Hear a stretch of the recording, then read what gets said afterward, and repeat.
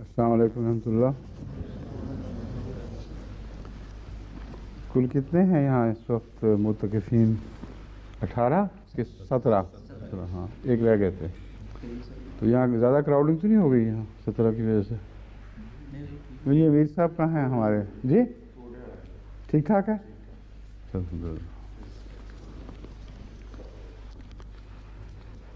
اعوذ باللہ من الشیطان الرجیم. بسم اللہ الرحمن الرحیم.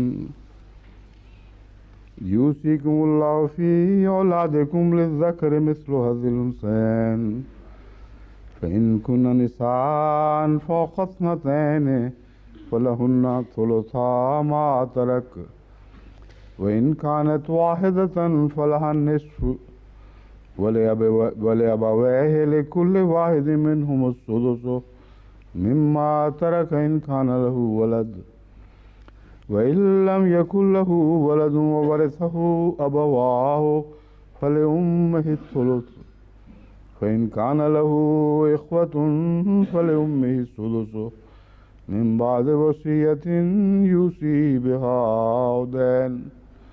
آباؤكم وأبناؤكم لا تدرون أيهم أقرب لكم نفعا فريضة من الله إن الله كان عليما حكيما.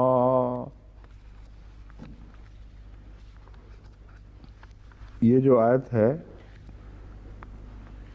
اس کے متعلق اب تک بہت سی بحثیں گزر چکی ہیں. کچھ باقی بھی ہیں جن پر اس وقت میں کچھ کہنا نہیں چاہتا، کیونکہ کچھ تحقیق طلب باتیں ہیں. جب ان کے جواب آ جائیں گے تو پھر انشاءاللہ تعالی جس وقت بھی وہ جواب موصول ہوں گے کسی موقع اور محل کے مطابق کسی وقت وہ دوبارہ چھیڑا جائے گا ان پہلوؤں کو. جو باتیں واضح سامنے آ چکی ہیں ان میں سے ایک اس حدیث کی بحث تھی جو کل میں نے اٹھائی تھی. ایک حدیث میں یہ بیان کیا گیا تھا کہ پوتی کا یہ حصہ ہے جو آن حضرت صلی اللہ علیہ وآلہ وسلم نے مقرر فرمایا ہے. اس پر میں نے درایت کے اعتبار سے بعض سوال اٹھائے تھے، جس سے مجھ پر یہ تاثر تھا کہ اس حدیث میں بعض باتیں اتنی مبہم ہیں کہ ان کو دائمی اصول کے طور پر قطعیت کے ساتھ اور یقین کے ساتھ کہ یہی رسول اللہ صلی اللہ علیہ وسلم کا منشا تھا ہم انسانی معاملات میں جاری نہیں کر سکتے. کیونکہ جہاں حقوق انسانی کا تعلق ہے وہاں قرآن کریم نے بہت زور دیا ہے اور بڑی وضاحت فرمائی ہے. اگر کسی جگہ ابہام ہو اور حدیث خواہ بخاری کی ہو یا کسی اور کتاب کی ہو، روایتاً مضبوط ہو مگر اندر مضمون میں ابہام پایا جائے تو ابہام معنی ہو جاتا ہے کہ اس سے سند لے کر اسے مستقلاً معاملات کے فیصلے میں جاری کیا جا سکے. یہ تھا جو میں نے مسلک پیش کیا تھا. لیکن معلوم ہوتا ہے کہ وہاں بعض علماء میرے مطلب سمجھے نہیں. انہوں نے غالباً یہ سمجھا کہ میں بخاری کی اس حدیث کو محل نظر قرار دے رہا ہوں کیونکہ اس کی روایت ٹھیک نہیں ہے. حالانکہ روایت کا میں نے اشارتاً بھی ذکر نہیں کیا. میں نے تو مضمون کی بحث اٹھائی تھی. چنانچہ انہوں نے اس روایت بخاری کی تائید میں دیگر کتب کا حوالہ دیا ہے. بخاری میں بھی یہ حدیث ہے، ابو داؤد میں بھی ہے، ابن ماجہ میں بھی ہے، ترمذی میں بھی ہے، دارمی میں بھی ہے، طحاوی میں بھی ہے اور دارقطنی میں بھی ہے، اور سب جگہ تقریباً یکساں الفاظ استعمال ہوئے ہیں. یہ اس حدیث کی صحت کی مضبوطی کے طور پر انہوں نے مجھے مزید معلومات مہیا کی ہیں کہ جب اتنی طاقتور حدیث ہو جو اتنی اہم کتابوں میں درج ہو تو اس پر کیا ہم کوئی رائے زنی کر سکتے ہیں کہ اس کا مضمون کسی لحاظ سے مبہم ہے. روایت کی بحث الگ ہے، روایت کے لحاظ سے ایک حدیث قطعی طور پر صحیح ثابت ہو جائے تو اس کے باوجود درایت کا اپنا ایک مضمون ہے جو اس کے باوجود قائم رہتا ہے. وہ نہ صرف انسانی حق ہے بلکہ فرض ہے، کیونکہ حضرت صلی اللہ علیہ وآلہ وسلم کی طرف بات منسوب کر کے اگر شریعت کے فیصلے جاری ہونے ہیں تو قیامت تک کے لیے انسانی حقوق اس سے متاثر ہوں گے. جہاں شریعت معاملات میں اتنی احتیاط برتتی ہے کہ ایک واقعہ کی سزا کے لیے 4 گواہوں کا خاص حالت میں پایا جانا اور اتنی قطعیت کے ساتھ واقعہ کو دیکھنا بیان کیا گیا ہو کہ وہ شاذ کے طور پر ممکن ہے، اور اگر ایسا نہ کیا جائے تو قرآن فرماتا ہے کہ وہ لوگ جھوٹے ہیں، ان کو مفتری قرار دیا جائے گا، ان کو 80 کوڑے پڑیں گے فی آدمی اگر یہ جو احتیاطیں ہیں ان احتیاطوں کے ساتھ گواہی کی شرط کو پورا نہیں کرتے. تو جہاں قرآن کے میں انسانی حقوق اور معاملات میں اس قدر احتیاط برتی گئی ہے اور گواہوں کے مضمون پر اتنا زور دیا گیا ہے اور ان کی گواہی کا واضح ہونا اس مضمون سے ثابت ہوتا ہے. وضاحت پر ایسا زور دنیا کے کسی عدلیہ نظام میں نہیں ملے گا، اور چونکہ یہ شاذ کا معاملہ ہے اس لیے اگر دیانتداری کے ساتھ اس مضمون کو پیش نظر رکھیں تو بہت کم ایسا واقعہ ہوگا کہ یہ حد جاری ہو سکے گی، اور زیادہ سے زیادہ کھلے بے حیاؤں کے اوپر تو جاری ہو سکے گی. عام حالات میں اس کا جو دائرہ ہے وہ قائم ہوتے ہوئے بھی اطلاق نہیں ہو سکتا. سمجھیں بات؟ تو ایک طرف قرآن کریم نے معاملات پر اور حقوق انسانی پر اتنا زیادہ زور دیا ہو، اور دوسری طرف کوئی حدیث ہو جس کے اندر صرف حدیث قرآن کی آیت نہیں ہے، حدیث صحیح ہے مگر اس کے اندر ابہامات ہوں. اگر ابہام ہوں تو پھر ان کو نظر انداز کر کے اس کو ایک جاری فیصلے کے طور پر امت میں معاملات میں رائج کرنا میرے نزدیک قرآنی مسالے اور حضرت صلی اللہ علیہ وآلہ وسلم کی سنت کے خلاف ہے. یہ بحث تھی جو میں نے کل چھیڑی تھی، لیکن معلوم ہوتا ہے اس کی پوری وضاحت نہیں ہو سکی. اب میں دوبارہ وضاحت کرتا ہوں. جو ابہام ہیں جو قطعی طور پر قانونی گواہیوں میں نہیں ہونے چاہیے. مثلا ترجمہ ہے ابو موسیٰ سے بیٹی، پوتی اور بہن کی وراثت کے بارے میں پوچھا گیا. کس نے پوچھا؟ کون تھا؟ کون سا ایسا واقعہ درپیش آیا تھا کہ اس کو پوچھنے کی ضرورت پیش آئی؟ تو یہ جہاں مجہول میں باتیں ہوں وہاں معاملہ سارا ہی الجھایا جاتا ہے، اور ایک مجہول کا سایہ باقی ساری روایت پر پڑ جاتا ہے. جو سند کے طور پر قوانین کے طور پر جاری کرنے والی باتیں ہیں ان میں مجہول حوالے کام نہیں دینے چاہیے، کیونکہ پوچھا گیا ابو موسیٰ سے. یہ حرج کیا تھا راوی کو بتانے میں کہ کس نے پوچھا تھا؟ یہ وضاحت کرنے میں حرج کیا تھا کہ یہ واقعہ فلاں جگہ ہوا تھا، راوی کا رشتہ دار تھے جس کے ساتھ یہ واقعہ گزرا ہے یا کچھ اور تھے؟ اس کا کوئی ذکر نہیں ملتا.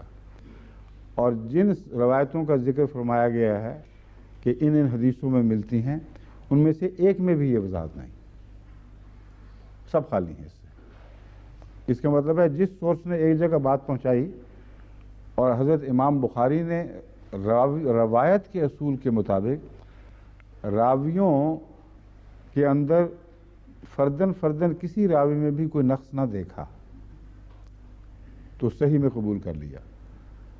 جب بخاری میں آ گئی تو ہاتھی کے پاؤں میں سب کا پاؤں، 50 اور حدیثوں میں بھی آ جائے تو بات وہی رہے گی کہ اصل حدیث بخاری والی ہی ہے، اور اسی حدیث کو اسی طریق پر باقیوں نے بھی بیان کیا ہے. میرے نزدیک تو نہ بھی کیا ہوتا تو بخاری کی سند اپنی ذات میں بہت بھاری اور کافی تھی، کیونکہ اس پر جرا نہیں ہوئی تو سند کی بحث نہیں ہے. مگر مضمون پر یہ بحث ہے کہ یہ کہا گیا، ایک سوال کیا گیا، کہاں سے کیا کچھ پتہ نہیں، حالانکہ مسائل میں اس کا معین ہونا ضروری تھا. اگلی بات ہے، آپ نے جواب دیا بیٹی کو نصف ملے گا اور بہن کو بھی نصف ملے گا. پھر فرمایا ابن عباس کے پاس جائیں۔ اب یہ جو روایت ہے ابن عباس کے پاس جائیں، اس حصے میں دوسری روایتوں میں اختلاف آ گیا۔ وہ یہ کہتے ہیں کہ اس کے باوجود وہ ایک روایت کہتی ہے ابن عباس کے پاس نہیں گئے بلکہ ایک اور کے پاس گئے، اس نے بھی یہی جواب دیا اور اس نے بھی یہی مشورہ دیا کہ اب ابن عباس کے پاس جائیں۔ تو یہ تردد کیوں تھا ابن عباس کے پاس جانے میں؟ کوئی ایسا شخص تو نہیں تھا جس کے کچھ ذاتی مسائل تھے جن کو وہ حل کروانا چاہتا تھا؟ یہ سارے ابہامات ہیں، اور اختلاف پیدا ہو جانا مضمون میں یہ بھی اس کی سند کو تو کمزور نہیں کرتا مگر درایت کی طاقت کو کمزور کر دیتا ہے، یعنی اس کی اپنے مضمون کی طاقت کو کمزور کر دیتا ہے۔ اب آگے فیصلہ سنیں۔ حضرت صلی اللہ علیہ وسلم انہوں نے کہا فیصلہ دے چکے ہیں، اور حضرت ابن مسعود نے بھی اس فیصلے کی کوئی تفصیل بیان نہیں کی ہے۔ فیصلہ اس سے ایسے الفاظ میں پیش فرما رہے ہیں جو فقیہوں کا طریق ہے، فقہا کا طریق ہے، اور وہ بہت بعد میں رائج ہوا ہے۔ حضرت صلی اللہ علیہ وآلہ وسلم اس طریق پر فتوے دیا نہیں کرتے تھے، اور صرف ایک مضمون پر دے کر خاموش ہو جائیں اور باقی تمام احادیث میں حوالوں سے بات کریں اور یہاں بغیر کسی حوالے کے ایک فتویٰ جاری کریں۔ یہ میں نے تعجب کا اظہار کیا تھا کہ میرے نزدیک حضرت صلی اللہ علیہ وآلہ وسلم کی سنت کے مزاج کے مطابق بات نہیں ہے۔ فتویٰ کہتے ہیں یہ دیا ہے جو یعنی بیٹی کو نصف ملے گا، پوتی کو چھٹا حصہ، تاکہ 2/3 پوری ہو جائیں۔ یہ جو طریق ہے تاکہ 2/3 پوری ہو جائیں، یہ تو رسول اللہ علیہ وسلم کا طریق نہیں ہے، اور اگر ہو بھی تو ابن مسعود نے جب واضح نہیں کیا کہ کس کیس کے اوپر یہ واقعہ ہوا تھا تو یہ بات مشکوک ہو گئی ہے۔ معلوم ہوتا ہے وہی دماغ کار فرمایا ہے جس نے پہلے بات شروع کی تھی۔ نہ پہلے پوچھنے والے کا ذکر ہے کہ وہ کون تھا، نہ ابن مسعود کے جواب میں کوئی صورتحال پیش کی گئی ہے کہ ایسا واقعہ رسول اللہ صلی اللہ علیہ وسلم کی زندگی میں فلاں فلاں شخص کو پیش آیا تھا اور اس کے نتیجے میں اس وقت یہ فیصلہ ہوا تھا۔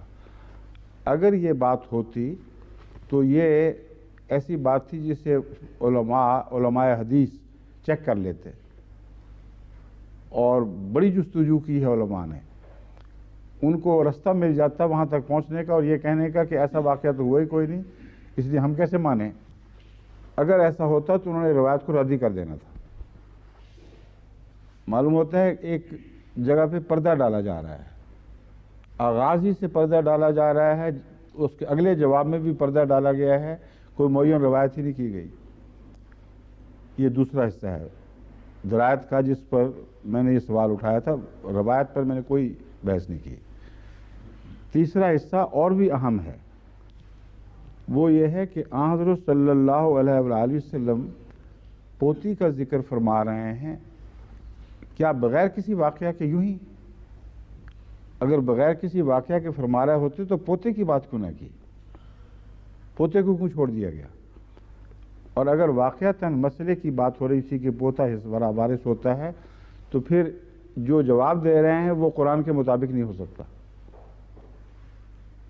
اگر پوتا وارث ہوتا یا پوتی وارث ہوتی تو تمام فقہا جو اس کے قائل ہیں ان کا فتویٰ یہ بنتا ہے، ہم یہ کہہ سکتے ہیں، اس کے سوا ہمارے پاس کوئی چارہ نہیں۔ نمبر 1 کہ وصیت کرنی چاہیے تھی دادا کو، اور اگر وصیت نہیں کی تو گویا وصیت کر دی، اور اس صورت میں 1/3 پورے کا پورا پوتا اور پوتی کو ملے گا۔ لیکن رسول اللہ صلی اللہ علیہ وسلم 1/3 نہیں دلوا رہے۔ اس بحث میں 1/3 کی بحث میں یہ بحث اٹھ جاتی ہے جب پڑ جاتا ہے کہ بیٹی کو کتنا اور بیٹے کو کتنا، وہ یہ رسول اللہ صلی اللہ علیہ وسلم نے ذکر نہیں فرمایا کہ یہ میں کہہ رہا ہوں کہ ایسا شخص اگر وصیت نہ کرے تو اس کو پوتے کے یا پوتی کے حق میں وصیت سمجھا جائے، اور اس وصیت کے نتیجے میں 1/3 تک کی وصیت اس کے حق میں ہو. اگر ایک سے زائد پوتیاں ہوں گی تب بھی 1/3 تقسیم ہوگا, ایک ہوگی تب بھی 1/3 تقسیم ہوگا. یہ اس مضمون سے بات اس میں موجود نہیں ہے. یعنی پوتی کا حق بطور شریعت کے مستقلاً قائم کرنے کی کوئی دلیل یہاں موجود نہیں ہے. اور جو دلیلیں اہل علم کو سوجی ہیں جو اس حق میں ہیں, وہ دلیلیں یہاں اثر انداز نہیں ہیں, کیونکہ دو ہی طریق ہیں جن کے ذریعے پوتے یا پوتی کے حقوق آج کے زمانے میں قائم کیے جا رہے ہیں. اول یہ کہ قرآن کریم کے قانون کے مطابق گویا بیٹا زندہ ہوتا تو ورثہ پاتا, اور اگر وہ زندہ ہوتا اور ورثہ پاتا تو پھر اس کا ورثہ لازماً اس کی اولاد کو ملنا چاہیے تھا. بس اگر یہ بات ہو تو یہاں تو یہ رسول اللہ صلی اللہ علیہ وسلم تو یہ فتویٰ دے ہی نہیں رہے, کیونکہ اگر یہ سمجھا جائے کہ پوتا زندہ ہوتا تبھی پوتی بنتی, بیٹا زندہ ہوتا تبھی بیٹی بننی تھی, اس کے بغیر ہی بیٹی بن جانی تھی. اگر بیٹا زندہ ہوتا تو پھر رسول اللہ صلی اللہ علیہ وسلم کا یہ فتویٰ ہونا چاہیے تھا کہ جھگڑا ہی کوئی نہیں, بیٹے نے 2 حصے پا لیے, بیٹی نے 1 حصہ پا لیا, بیٹی کو 1/3 دے دو, اور 2/3 جو بیٹے کا ہے وہ آگے اولاد میں جائے گا. یہ تو بحث اٹھی نہیں یہاں. بالکل واضح بات ہے کہ اگر بیٹا ہوتا اور وارث سمجھا جاتا تو تب اس کی اولاد کو حصہ ملتا نا. اگر وہ ہوتا تو یہ سارا معاملہ ہی ختم ہو گیا, اپنی جگہ سے غائب ہو جاتا ہے, یہ بحث غائب ہو جاتی ہے. پھر یہ شکل بنی ہے, ایک ایسا شخص فوت ہوا ہے جس کی ایک بیٹی ہے اور اس سے پہلے ایک بیٹا مر چکا تھا, تقسیم کے وقت وہ موجود نہیں. اگر پوتا وارث ہوتا ہے تو بیٹے کی معرفت ہوتا ہے, براہ راست نہیں. بس بیٹا اگر وارث نہیں بنا تھا تو پوتی کو کچھ بھی نہیں جائے گا. اگر وارث بنا تھا تو 2/3 کا وارث بنا, نہ کہ 1/6 کا, اور 2/3 کا وارث بن گیا تو پھر 2/3 تقسیم ہونا چاہیے. جو علماء کہتے ہیں یہ بات نہیں, ہم اور طرح سے پکڑیں گے. وہ کہتے ہیں وصیت سمجھیں گے کہ گویا اس نے کر دی. اگر وصیت تھی اور اس کا حق تھا 1/3 کا اور نہ کی گئی ہو تو گویا اس نے کر دی. اس مضمون کو اب یہاں اطلاق کر کے دیکھ لیں, وہ بھی نہیں صادق آتا. یعنی اس کا مطلب پھر یہ بنے گا کہ حضرت اس حدیث کی روح سے جو ہونا چاہیے تھا وہ یہ ہونا چاہیے تھا, یہ جو یہاں ہے یہ نہیں ہونا چاہیے تھا. اگر حضرت صلی اللہ علیہ وسلم کے نزدیک پوتا یا پوتی اس لیے وارث قرار پاتے ہیں, جیسا کہ آج کل مختلف ملکوں میں قانون جاری ہوئے ہیں, کہ ہم سمجھیں گے کہ وصیت اس پر فرض تھی کہ اپنے پوتے یا پوتی کے حق میں, یتیم پوتے یا پوتی کے حق میں کرے. چونکہ اس نے نہیں کی اس لیے ہم یہ سمجھیں گے کہ گویا اس نے کر دی. اور اگر نام خلاف بھی کرتا تو تب بھی قانون اسلامی اس کے خلاف فیصلے کو رد کر کے یہ وصیت شمار کرتا اور اس پر عمل کرواتا. اور یہ عمل 1/3 کی حد تک ممکن ہے. تو پھر 1/4 آدھا تو بیٹی کو مل گیا. جو یہ مثال ہے اس میں یہ ہے کہ ایک آدمی مرا ہے, اس کی بیٹی ہے, اس کی بہن ہے, اس کی ایک پوتی ہے. کون مرا تھا, کس کی یہ بیٹیاں تھیں, کس کی پوتیاں تھیں, کوئی ذکر نہیں, نہ پہلی صورت میں نہ دوسری صورت میں. لیکن فرض کریں واقعہ ہوا ہے ایسا کوئی, اس صورت میں شریعت کے مطابق بنے گا آدھا بیٹی کو مل جائے گا. اگر موسی جو مرنے والا ہے اس نے وصیت نہیں بھی کی تو گویا رسول اللہ صلی اللہ علیہ وسلم نے وصیت سمجھی, تبھی پوتی کو پہنچے گا نا.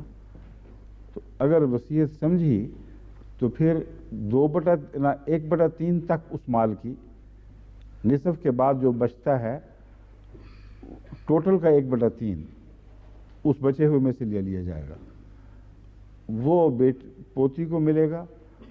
اور چونکہ وہ اکیلی ہے, اگر وہ اکیلی ہے بھی کوئی پتہ نہیں, اگر اکیلی ہے تو اس کا پھر 2/3 کا آدھا اس کو ملنا چاہیے. 1/3 ٹوٹل کا, ٹوٹل کے 1/3 کا آدھا اس کو ملنا چاہیے. کیوں؟ اس لیے کہ بیٹی اگر رہ جائے تو 1/3 اس کو ملنا چاہیے نہ، اس کو نصف سے زیادہ نہیں مل سکتا. یہ معاملہ جو ہے 2-3 قدموں میں طے ہوگا، اس لیے میں دوبارہ سمجھا دوں. مرنے والا مر گیا، بیٹی نے آدھا پا لیا، باقی کچھ آدھا رہ گیا کہ نہیں باقی. اگر وصیت سمجھی جائے کہ مرنے والے نے وصیت کی تھی کہ میری پوتی یا پوتوں کو میری کل جائیداد کا 1/3 تک دے دینا، تو کل جائیداد کا 1/3 پوتی کے نام منتقل ہونا چاہیے. ٹھیک ہے؟ ایک اور مسئلہ بیچ میں آ گیا ہے. بیٹی اگر ایک ہی ہو اور وارث ہو تو اس کو آدھے سے زیادہ نہیں مل سکتا. سمجھ گئے؟ تو اس کے نصف کے 1/3 نہ، اس کے 2/3 کے کل جائیداد کے 2/3 کی بحث نہیں، سوری وہ بحث بے تعلق ہے. کل جائیداد کا 1/3 بیٹی کو دینے کی بجائے کل جائیداد کے 1/3 کا 1/2 بیٹی کو ملے گا. ٹھیک ہے؟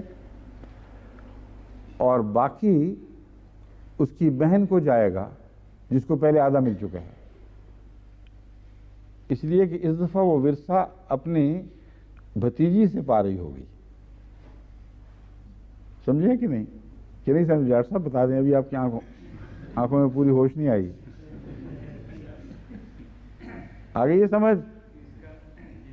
کچھ چہروں پہ ابھی ابہام ہے. اگر آپ سامنے بیٹھے ہوئے نہیں سمجھ رہے تو دوسرے جو غائب ہیں ان کو اور مشکل پڑ جائے گی. دوبارہ میں سمجھاؤں. پہلی بات یہ تھی 2 صورتیں ہیں صرف پوتے کو ورثہ پہنچانے کی جو شرعاً منظور شدہ تسلیم شدہ صورتیں ہیں. ایک یہ کہ اس کو گویا وہ زندہ ہوتا تو وارث بنتا. اگر وہ زندہ ہوتا اور وارث بنتا تو جب بھی وراثت تقسیم ہوئی اس کا نہ ہونا اس پر اثر انداز نہیں ہوگا. گویا جب وہ زندہ تھا اس نے ورثہ پا لیا. ٹھیک ہے؟ یہ واضح ہوگی بات. اگر یہ صورت ہوتی تو پھر یہ جھگڑا ہی اجنبی جھگڑا ہی پیدا نہ ہوتا، کیونکہ رسول اللہ صلی اللہ علیہ وسلم یہ فرماتے کہ بیٹا اگر زندہ ہوتا تو 2/3 پاتا اور اس کی بہن 1/3 لے جاتی. یہ جھگڑا تم نے کیا شروع کر دیا ہے؟ پوتی کہاں سے آ گئی؟ وہ تو مطلب خالہ، اس کی پھوپھی کہاں سے بیچ میں آ گئی؟ جب حصہ رسدی پوری تقسیم ہو جائے تو بچتا ہی کچھ نہیں کہ زوائد کو دیا جائے. بس اس صورت میں مسئلہ حل ہو گیا. مردہ بھائی چونکہ زندہ ہوتا تو ورثہ پاتا تو اس کو 2/3 ملتا، 1/3 بہن کو، سب ختم. بچا کون سا ہے جو کسی اور کو دینا ہے؟ ٹھیک ہے؟ نارمل حالات میں تو پھوپھیاں پھر نہیں پاتی. یہ فیصلہ نہیں ہے، اس لیے یہ مضمون ختم. دوسرا طریق جو ہے فقہا نے ایجاد کیا ہے پوتے کو شرعاً وارث بنانے کا، وہ یہ ہے کہ ہم یہ سمجھیں گے کہ وصیت کر دی. کیوں سمجھیں گے؟ خام خواہ وصیت نہیں کی تو ہم سمجھیں گے وصیت کر دی اور زبردستی کروائیں گے. پھر وصیت کرو، نہیں مانتے تو پھر بھی مانیں گے. یہ تو عجیب بات ہے. جس طرح وہ پٹھان نے کہا تھا کہ میرا تنخواہ بڑھاؤ مجھے کو تائے دے کے، اس نے کہا کہ میں نہ بڑھاؤں تو کیا کروں گا؟ کیا کرو گے؟ کہ میں مجھے نیچی کر لوں گا اور میں کیا کر سکتا ہوں؟ تو وہ مجھے نیچی کروانے والا طریق لطیفہ ہے، یہ سنجیدہ معاملات میں نہیں استعمال ہو سکتا. قرآن کریم اس طریق پہ ورثہ دلوا رہا ہے بیٹے کو، پوتے کو یا پوتی کو یا پوتوں پوتیوں کو کہ تم اے مرنے والے ضرور وصیت کرو کہ تمہارا 1/3 ان کو پہنچے، اور اگر تم نے وصیت نہ کی تو فرق ہی کوئی نہیں پڑتا، کیونکہ یہ تو ہم نے دلوانا ہی دلوانا ہے.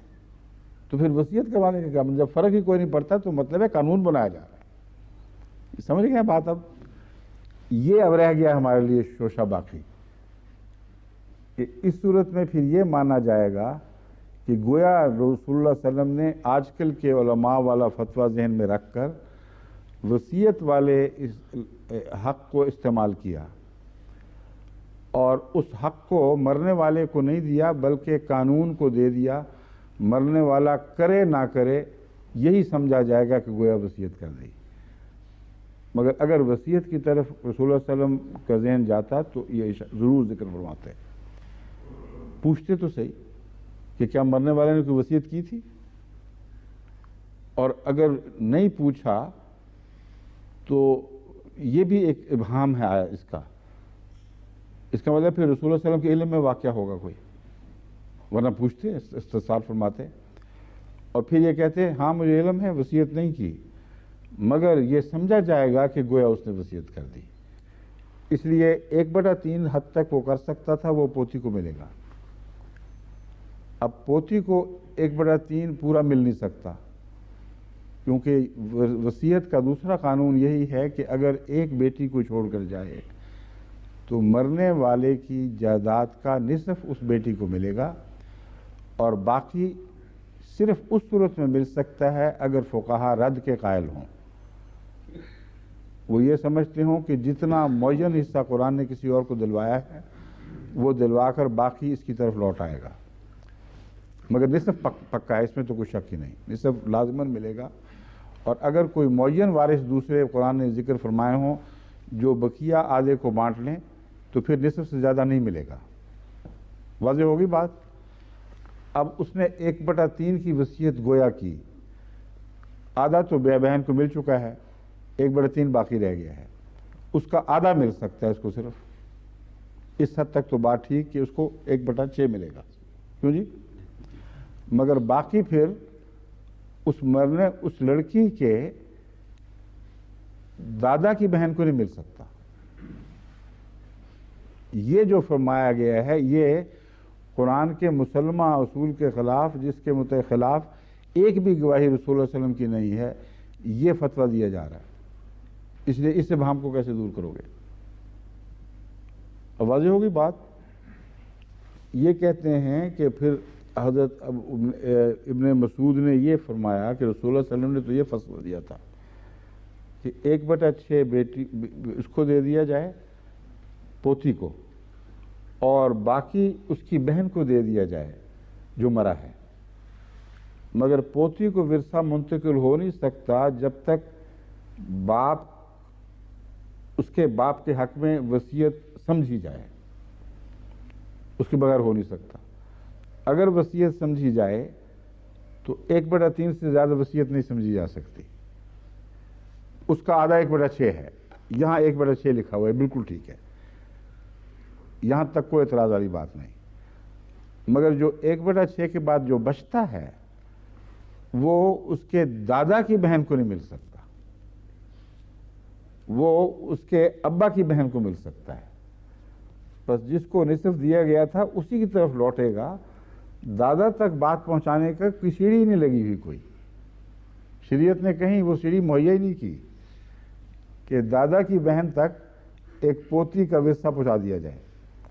یہ ہے وہ ابہام، ایک اور ابہام، اس کو اس سارے بحث کے اندر شمار کریں تو یہ حدیث جو ہے یہ قطعیت کے ساتھ کوئی فیصلہ کرنے کی مجاز نہیں رہتی۔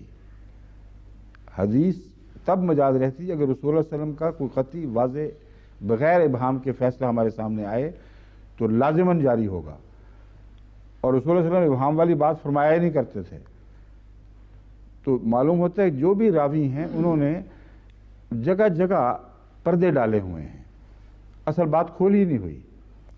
اگر اصل بات کھل جاتی تو پھر ہم اس قابل ہوتے کہ اس مضمون پر غور کر کے اس سے استنباط کرتے، جہاں بات ہی پردوں کے پیچھے کی جا رہی ہے، ہمیں کیا پتا کہ کیا واقعہ ہوا تھا۔ یہ کہنا کہ روایت چونکہ پکی ہے اس لیے چاہے نظام وصیت درم برم ہو رہا ہو ہم ضرور مانیں گے، جنہوں نے ماننا بے شک مانے، لیکن اس میں ایک اور مشکل ہے، پھر ایسی تمام حدیثوں کو من و ان ماننا پڑے گا جو بخاری میں بھی ہیں اور ان کتب میں بھی ہیں جن کا یہ ذکر کرتے ہیں اور جن کا مضمون ایسا ہے کہ اگر ان کو مانا جائے تو اسلام کے اندر تضادات پیدا ہو جاتے ہیں اور علماء نہیں مانتے اس کو. کم سے کم احمدی علماء جو ہیں وہ قطعیت کے ساتھ کہیں گے نہیں یہاں کوئی گڑبڑ ہے صحیح. اور میں نے پہلے بھی ذکر کیا تھا کہ یہی وہ چکر تھا جس میں حضرت مسیح موعود علیہ السلام کو مخالف علماء نے وفات مسیح کی بحث کے دوران الجھانے کی کوشش کی. بار بار یہ سوال کرتے چلے جاتے تھے بتاؤ یہ صحیح ہے کہ نہیں. حضرت مسیح علیہ السلام فرماتے تھے کہ صحیح بخاری ہے صحیح ہے مگر صحیح سے مراد یہ ہے کہ روایت کے اعتبار سے اس میں حدیثیں جمع کرنے والے نے کوئی نقص نہیں دیکھا مگر ہر صحیح کا مضمون بھی صحیح ہے کہ نہیں یہ فیصلہ تب ہوگا اگر اس کے اندر باقی حدیثوں سے تضاد نہ ہو اور اگر اس کے اندر قرآن کریم سے تضاد نہ ہو. اور چونکہ وفات مسیح والی جو حدیثیں مولوی پیش کر رہے تھے کھینچا تانی کر کے ان میں ان کو ماننے سے یہ تضادات اٹھتے تھے. اس لیے حضرت مسیح موعود علیہ السلام یہ موقف لیتے تھے اور مولوی لوگوں کو سننے والوں کو دھوکہ دینے کے لیے جن کو کچھ سمجھ نہیں تھی اس بات کی کہ صحیح کے لفظ میں فرق ہے. ایک صحیح یہ ہے کہ ہر حدیث جو بخاری میں موجود ہے علم روایت کے اعتبار سے اسے صحیح ماننا ہمارے لیے ضروری ہے. ایک مضمون یہ ہے کہ ہر حدیث جو بخاری میں موجود ہے وہ اپنی ذات میں اتنا صحیح مضمون پر مشتمل ہے کہ اسے من و عن تسلیم کرنا ہمارے لیے ضروری ہے. اگر یہ مانیں گے تو پھر حضرت ابراہیم علیہ السلام کو جھوٹا بھی مانیں گے جن کے متعلق قرآن کریم صدیقا نبیہ کا لفظ استعمال فرماتا ہے جن کی صداقت کو مثال کے طور پر پیش کیا گیا ہے. تو جب سب سے عظیم الشان سچا اتنا جھوٹا ہو کہ کم از کم بخاری کی حدیث کے مطابق 3 جھوٹ اس نے ضرور بولے ہوں تو پھر نظام صداقت تو ایک سیلاب میں بہہ جائے گا اس کا کچھ بھی باقی نہیں رہے گا. یہ علم روایت ہے. تو علم روایت کی ایک گواہی ہے جو نبی کی شان اور اس شان کے خلاف جا رہی ہے جو قرآن کریم نے بیان فرمائی ہے. دوسری طرف رسمی پیروی کرنے والے روایت کے رستوں کو بغیر آنکھیں کھولے چمٹ کر آخر تک پہنچنے والے لوگ ہیں وہ اگر اس طرح کریں گے تو سارے نظام اسلام میں جگہ جگہ ایسے رکھنے پڑ جائیں گے کہ جن کو پھر بند کوئی نہیں کر سکتا. اس لیے بنیادی اصول یہی ہے روایت اگر صحیح ہے اور جو روایت بیان کی گئی ہے اس کا قرآن سے رسول اللہ علیہ وسلم کی سنت سے اور دیگر احادیث سے تصادم نہیں ہے تو پھر کسی کا حق نہیں ہے کہ وہ اپنے طور پر اس سے نکل کر گریز کرنے کے لیے رستے تلاش کرے. ہاں اگر تصادم ہو تو پھر حضرت صلی اللہ علیہ وسلم کی عصمت کی خاطر جو آپ کو میسر تھی خدا کی طرف سے اس کی عصمت کے دفاع کے طور پر قرآن کریم کے اس واضح ارشاد کے دفاع کے طور پر کہ نظام کائنات میں جو اللہ نے پیدا فرمایا ہے کوئی تضاد نہیں قرآن میں کوئی تضاد نہیں قرآن اور محمد رسول اللہ میں کوئی تضاد نہیں. اس لازمی دائمی قطعی اصول کے دفاع کی خاطر پھر ہمیں درایتاً اس روایت پر ضرور بحث اٹھانی ہوگی کہ چونکہ اس کو ماننے سے یہ رکھنا آتا ہے جو ہم کسی صورت میں بھی قبول نہیں کر سکتے کہ چونکہ راوی درجہ بدرجہ آگے ایسے ملے کہ ان میں کوئی بات کوئی رکھنا ڈھونڈا نہیں جا سکا اس لیے مضمون اسلام میں بے شک رکھنے ڈال دو یہ نہیں ہو سکتا. پھر علماء یہ کیوں نہیں سوچتے کہ یہاں آج جو ہم باتیں ڈکٹیٹ کراتے ہیں میں جو اب درس دے رہا ہوں کئی دفعہ اچھے بڑے سمجھدار پڑھے بڑے لکھے لوگ وہ میری بات سمجھ نہیں رہے ہوتے پوری طرح حالانکہ میں پورا زور لگاتا ہوں کہ سمجھ آ جائے اور خط آتا ہے کہ آپ نے تو یہ کہا تھا میں کہتا ہوں میں نے کب کہا تھا یہ دوبارہ سنو میں نے یہ کہا تھا اور یہ لکھنے والا سچا آدمی ہے. اب اگر وہ مجھ سے پوچھے نا آج کل تو زمانہ ہے اس زمانے میں کہاں یہ طاقت تھی کہ ہر شخص فوراً پوچھ لے تو وہ روایت بن گئی نا میری پھر کہ میں نے یہ کہا تھا، تو آگے جا کے پھر دیکھیں کیا کیا قباحتیں پیدا ہوں گی اس سے۔ اس لیے موجودہ دور کو دیکھو تو بات سمجھ آ جائے گی۔ حضرت مسیح موعود علیہ الصلوۃ والسلام کے بعض ارشادات جو اس وقت کے صحابہ نے سنے، بعض نے ان کو جو اپنی روایتوں میں بیان کیا تو اس میں دوسرے صحابہ سے فرق نظر آیا، اور اس کی وجہ سے بہت خطرہ پیدا ہو گیا کہ مضمون ہی غلط سمجھا جائے۔ اس کی ایک مثال یہ ہے کہ حضرت قاضی کیا نام تھا، نہیں امیر صاحب صوبہ سرحد کے قاضی محمد یوسف صاحب، حضرت قاضی محمد یوسف صاحب کی ایک روایت، اس میں سیرت مہدی میں حضرت مرزا بشیر احمد صاحب نے درج کی ہے۔ اب قاضی محمد یوسف صاحب کا مقام اور مرتبہ اور ماشاءاللہ ان کا علم، یہ ایسی چیزیں ہیں جن پر کوئی بحث کی گنجائش نہیں ہے، کوئی حرف نہیں رکھا جا سکتا۔ مگر روایت یہ ہے کہ حضرت مسیح موعود علیہ السلام عادتاً ہمیشہ رفع یدین فرمایا کرتے تھے۔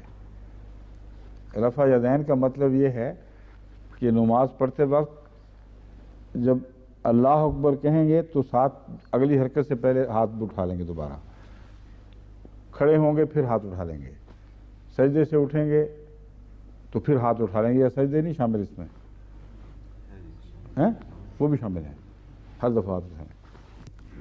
اب حضرت مرزا بشیر احمد صاحب نے منو ان یہ روایت درج کر دی،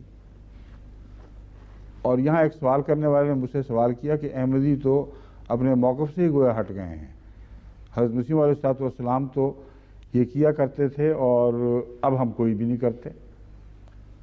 میں نے ان سے کہا روایت آپ کی درست ہوگی، میں ابھی دیکھوں گا، لیکن یہ میں آپ کو یقیناً بتاتا ہوں کہ اگر قاضی یوسف صاحب کو علم تھا تو حضرت خلیفۃ المسیح ثانی میرے والد حضرت مرزا بشیر الدین محمود احمد کو کیوں علم نہیں ہوا، اور حضرت اماں جان کو کیوں علم نہیں ہوا، اور حضرت مرزا بشیر احمد صاحب کو کوئی علم نہیں ہوا، مرزا شریف احمد صاحب کو کوئی علم نہیں ہوا، ہماری دو پھوپھی جانیں تھیں ان کو کیوں نہیں علم ہوا۔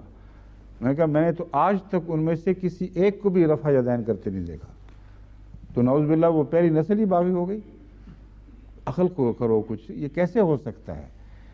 لیکن پھر میں نے تحقیق کروائی تو اسی روایت کے نیچے لکھا ہوا ہے حضرت مرزا بشیر احمد صاحب کا، یہ میں روایت تو جو سنی تھی بیان کر دی، مگر میں گواہ ہوں بطور بیٹے کے کہ یہ نہیں کیا کرتا۔ اب بتائیں، یہ تازہ تاریخ کے واقعات ہیں۔ اب روایت کے اعتبار سے دونوں باتیں درست ہیں، روایت کے اعتبار سے وہ قبول ہی نہ کرتے، اگر رکھنا ہوتا قاضی صاحب کے بیان پر شک ہوتا ہے تو قبول ہی نہ کرتے۔ کہیں کوئی ابہام کا امکانی پردہ ہے، وہ یہ بھی ممکن ہے کہ چونکہ حضرت خلیفۃ المسیح اول قائل تھے رفع یدین کے، تو وہاں حضرت خلیفۃ المسیح اول کا ذکر آیا ہو، یا یہ ذکر آیا ہو کہ حضرت مسیح موعود علیہ الصلوۃ والسلام جیسا کہ آپ کی عادت مبارکہ تھی، اگر ایک حدیث میں یہ ملے کہ رسول اللہ صلی اللہ علیہ وسلم نے ایک دفعہ بھی ایک بات کی تھی تو تبرکاً اور محبتاً اسے ایک دفعہ ضرور کرتے تھے۔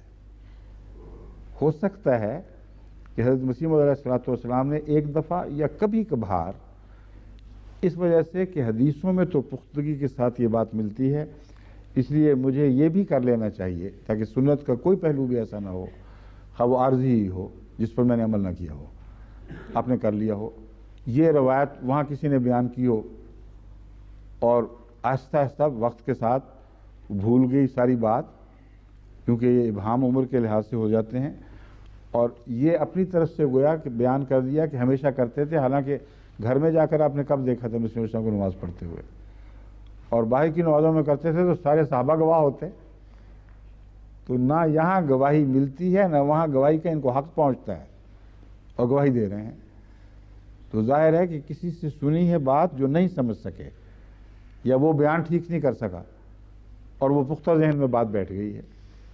تو آج کی تاریخ جو ہماری آنکھوں کے سامنے بن رہی ہے، وہاں ہم یہ واقعات دیکھ رہے ہیں، تو وہ حدیثیں جو 100 سال کے بعد جمع ہوئیں، اس کے درمیان 4-5 راوی ہوئے ہیں، ان کے متعلق اگر یہ تو یقین ہو کہ وہ جھوٹ نہیں بولتے، تو یہ یقین کیسے ہو گیا کہ جو بات سنتے تھے بین ہی صحیح سمجھتے تھے، اور یادداشت ان کی اتنی پختہ تھی کہ اس میں قطعاً کوئی فرق نہیں پڑ سکتا،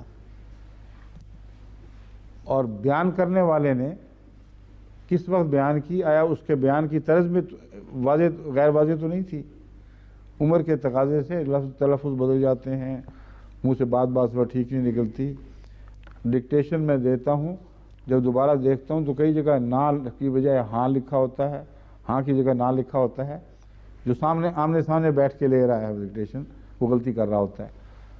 تو غلطی کے امکانات کو تسلیم کرنا ایک دائمی انسانی حقیقت کے طور پر یہ ہر متقی اور منصف کے لیے ضروری ہے، مگر اس بنا پر حدیثوں کو رد نہیں کیا جا سکتا کہ غلطی کا احتمال ہے۔ اگر رد کیا جائے گا تو اس وجہ سے کہ یا غلطی ثابت ہو جائے یا مضمون گواہی دے کہ یہ رسول اللہ صلی اللہ علیہ وسلم کا نہیں ہو سکتا تھا، تیسری کوئی صورت نہیں۔ پس مضمون کی بحث لازم ہے ہر انسان کے لیے، اور اس کو یہ حق ہے قرآن اور حدیث کی روح سے کہ جب معاملات میں سند کی باتیں ہو رہی ہوں تو پورا احتیاط کے تقاضے پورے کرے، ورنہ ہو سکتا ہے ایسے فتوے دے دے جس کے نتیجے میں جو شریعت کی اصل منشاں ہیں وہ پورے نہ ہو سکتے ہوں۔ یہ ہے بحث جو میں نے اٹھائی تھی، چونکہ بغیر کسی تبصرے کے صرف مجھے حوالے پہنچے ہیں، اس سے معلوم ہوتا ہے کہ علماء نے ادب کی خاطر احتیاطاً تنقید تو مناسب نہیں سمجھی، مگر مجھے حوالے دے دیے کہ کہیں آپ کے ذہن میں یہ نہ ہو کہ حدیث ہی غلط ہے، تو ہم آپ کو بتا رہے ہیں کہ یہ تقویت ہے اس حدیث کی بس، اور جو مجھے کہنا چاہیے تھا وہ میں سمجھ گیا ہوں، میں نے آگے کہہ دیا اب آپ کے سامنے، ٹھیک ہے۔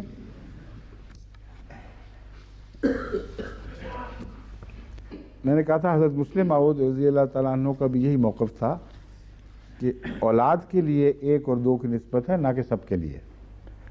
چنانچہ اب وہ اصل حوالہ میرے سامنے ہے، یہ اصل میں درس حضرت مسلم موعود رضی اللہ تعالیٰ عنہ فرمودہ 20 اپریل 1915 سے لیا گیا ہے، اور ملک غلام فرید صاحب نے اپنے شارٹ کامنٹری میں اپنے نوٹ میں یہ حوالہ دیا ہے کہ 1915 کے درس میں حضرت مسلم موعود نے اس رائے کا اظہار فرمایا تھا۔ الفاظ یہ ہیں: اس رکوع میں اللہ تعالیٰ نے وراثت کے حصص بیان فرمائے ہیں اور ہر ایک کے الگ الگ حصے مقرر کر دیے ہیں۔ ابتدا میں ایک عام قاعدہ بیان فرمایا کہ ایک مرد کا حصہ 2 عورتوں کے برابر ہو، لیکن یہ جو حکم ہے یہ فی اولادکم یعنی اولاد کے متعلق ہے۔ بعض لوگوں نے اسی کی بنا پر اس کو عام قاعدہ کے طور پر جاری کیا ہے، اسی کی بنا پر تو نہیں کر سکتے، اولاد کے متعلق ہے کہہ کے، تو اسی کی بنا پر مراد شاید یہ ہوگی، پھر درس میں نوٹس نے لکھے ہیں اس سے غلطی ہو گئی ہے، مراد یہ ہے کہ اس آیت کے اس حصے سے متعلق فَلِلذَّكَرِ مِثْلُ حَظِّ الْأُنثَيَيْنِ کہ ہر لڑکے کے لیے یا مرد کے لیے عورت سے 2 حصے ہوں گے اور عورت کے 1 حصہ ہوگا، اس وجہ سے اس کو عام قاعدہ سمجھ لیا گیا ہے، یہ فرما رہے ہیں، لیکن یہ بات غلط ہے، کیونکہ اس جگہ خدا تعالیٰ نے عورت کا حصہ 1/4 مقرر فرمایا ہے، اور مرد کا بھی 1/4، وہی غلطی 1/6 ہے اصل میں۔ اب مجھے سمجھ آ گئی ہے میں 1/4 کیوں پڑھ رہا تھا۔ ہم آج کل رائج ہو چکے ہیں، ہم انگریزی حصے لکھتے ہیں، اور انگریزی حصے میں 4 اور 6 میں بڑا نمایاں فرق ہے۔ اردو لکھنے میں اگر شکستہ خط لکھ رہا ہو یا تیزی سے لکھ رہا ہو تو بعض وقت 6-4 پڑھا جاتا ہے اور 4-6 پڑھا جاتا ہے، تو انہوں نے لکھا تھا 1/4 ہی، مگر اب میں نے دوبارہ غور کیا تو لگتا ہے 1/6۔ یہ دیکھیں یہ لمبا کر کے تو 1/6 لگ رہا ہے، حالانکہ اردو میں 1/4 ہے۔ بہرحال یہ بحث ختم سمجھیں۔ آپ فرماتے ہیں کہ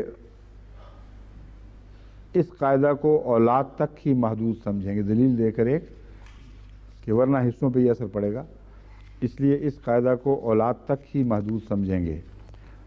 میں نے جو زائد صرف بات یہ عرض کی تھی کہ اگر والدین اولاد کے محل میں ہوں اور سارا ورثہ پانے والے ہوں تو قرآن کریم اس اولاد والے حصے کو والدین پر بھی اطلاق کرتا ہے، اور وہ بھی گویا محل اولاد میں ہو کر 1 اور 2 کی نسبت سے حصہ پائیں گے۔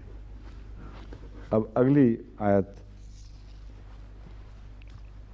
ہے، وقت ابھی سوالات بھی ہیں، چلو پھر نہیں ابھی ہے وقت، پھر بھی ہے۔ اعوذ باللہ من الشیطان الرجیم، بسم اللہ الرحمن الرحیم۔ وَلَكُمْ نِصْفُ مَا تَرَكَ أَزْوَاجُكُمْ إِن لَّمْ يَكُن لَّهُنَّ وَلَدٌ فَإِن كَانَ لَهُنَّ وَلَدٌ فَلَكُمُ الرُّبُعُ مِمَّا تَرَكْنَ مِن بَعْدِ وَصِيَّةٍ يُوصِينَ بِهَا أَوْ دَيْنٍ وَلَهُنَّ الرُّبُعُ مِمَّا تَرَكْتُمْ إِن لَّمْ يَكُن لَّكُم وَلَدٌ فَإِن كَانَ لَكُم وَلَدٌ فَلَهُنَّ الثُّمُنُ مِمَّا تَرَكْتُم مِّن بَعْدِ وَصِيَّةٍ تُوصُونَ بِهَا أَوْ دَيْنٍ وَإِن كَانَ رَجُلٌ يُورَثُ كَلَالَةً أَوْ امْرَأَةٌ وَلَهُ أَخٌ أَوْ أُخْتٌ فَلِكُلِّ وَاحِدٍ مِّنْهُمَا السُّدُسُ فَإِن كَانُوا أَكْثَرَ مِن ذَلِكَ فَهُمْ شُرَكَاءُ فِي الثُّلُثِ مِن بَعْدِ وَصِيَّةٍ يُوصَىٰ بِهَا أَوْ دَيْنٍ غَيْرَ مُضَارٍّ وَصِيَّةً مِّنَ اللَّهِ وَاللَّهُ عَلِيمٌ حَلِيمٌ۔ اور تمہاری، میں پہلے تفسیر صغیر سے ترجمہ پڑھ کر آپ کو سناتا ہوں۔ اور تمہاری بیویاں جو کچھ چھوڑ جائیں، اگر ان کی اولاد نہ ہو تو ان کے ترکے کا آدھا حصہ تمہارا ہے، اور اگر ان کی اولاد موجود ہو تو جو کچھ انہوں نے چھوڑا اس کا چوتھا حصہ تمہارا ہے۔ یہ حصے وصیت اور ان کے قرض کی ادائیگی کے بعد ہوئے مال میں سے، بچے ہوئے مال میں سے ہوں گے، اور اگر تمہارے ہاں اولاد نہ ہو تو جو کچھ تم چھوڑ جاؤ اس میں سے چوتھا حصہ ان کا یعنی بیویوں کا ہے، اور اگر تمہارے ہاں اولاد ہو تو جو کچھ تم چھوڑ جاؤ اس میں سے 8واں حصہ ان کا ہے یعنی بیویوں کا۔ وصیت اور قرض کی ادائیگی کے بعد یہ حصے واقع ہوں گے۔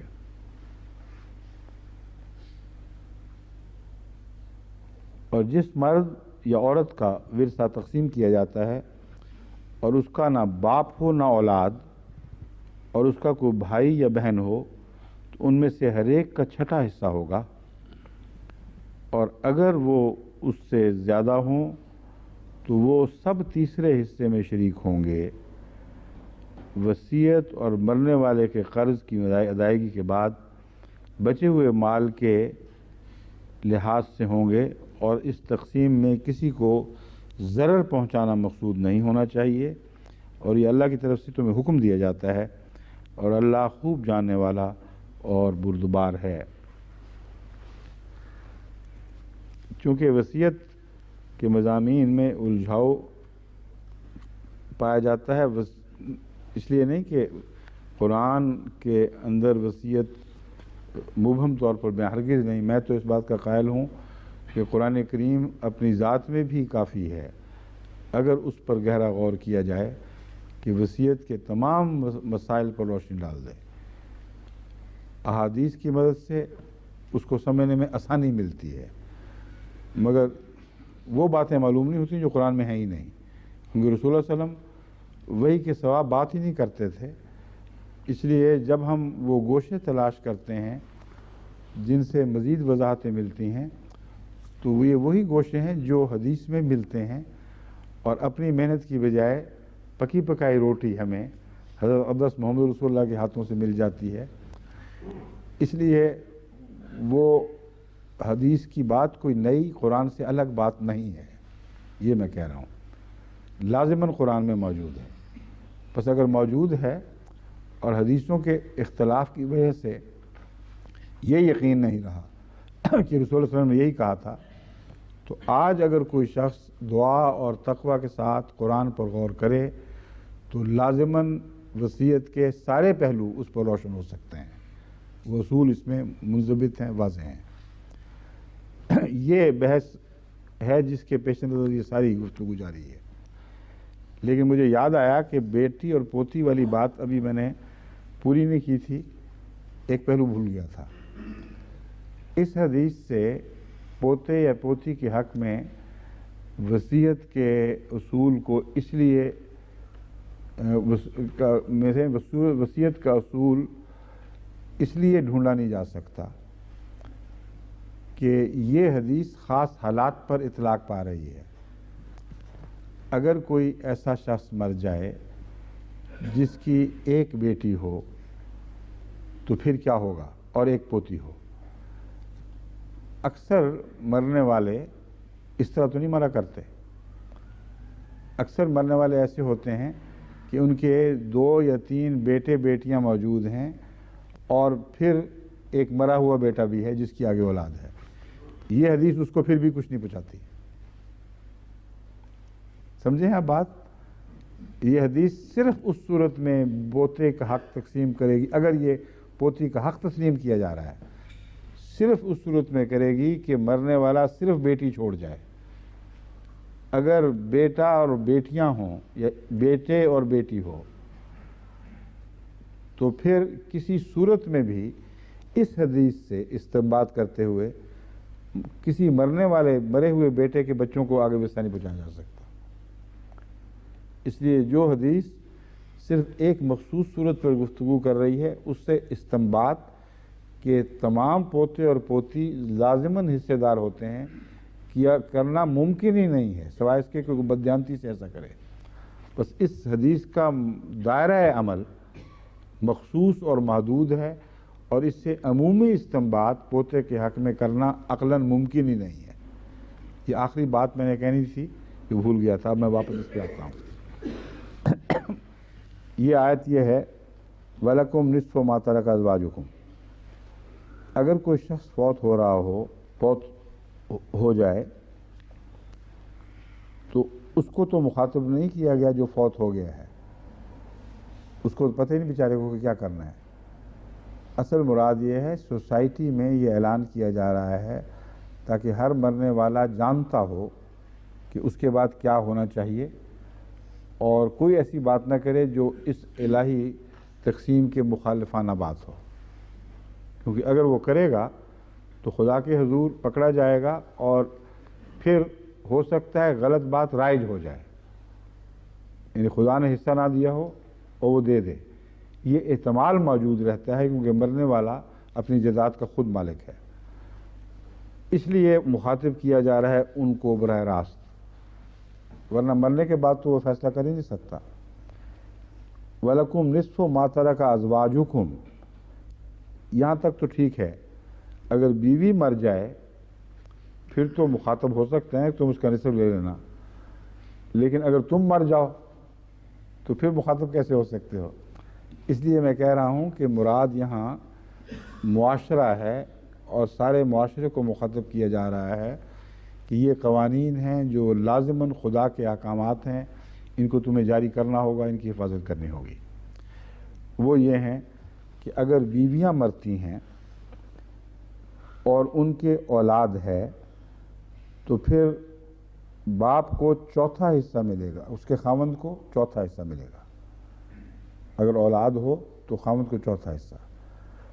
اگر بیویاں مریں اور ان دونوں کی کوئی اولاد نہ ہو یا اس بیوی سے کوئی اولاد نہ ہو، دوسری بیویاں زیر بحث ہی نہیں ہیں، تو اس صورت میں اس بیوی کی جائیداد کا خاوند کو اولاد ہو تو آدھا نہ چوتھا حصہ، اولاد نہ ہو تو آدھا حصہ.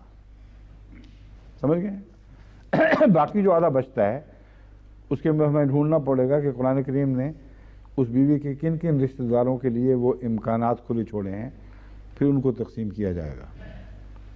یا اس کی وصیت ہے، وہ اپنی کل جائیداد کی 1/3 کی وصیت کر جاتی ہے تو وہ بھی نکالی جائے گی۔ بہرحال یہاں پہنچ کر یہ بحث پھر اٹھے گی کہ جس وصیت کا نکالنا ہے اس کا ٹوٹل جائیداد کی تقسیم سے پہلے نکالنا ہے یا آدھا دینے کے بعد نکالنا ہے، سمجھے ہیں؟ عموماً فقہاء اس بات پر جہاں تک میری نظر ہے اتفاق کرتے ہیں کہ وصیت والے حصے پر پہلے عمل درآمد ہوگا۔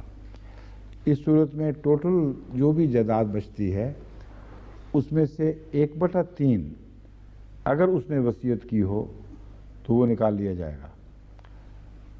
اگر یہ بات ان کی درست ہے فقہاء کی تو پھر یہ بات بنتی ہے نا کہ 1/3 نکال لیا جائے گا، پیچھے جو بچے گا اس کا آدھا خاوند کو جائے گا، اور جو پیچھے بچے گا وہ ٹوٹل کا آدھا نہیں رہے گا،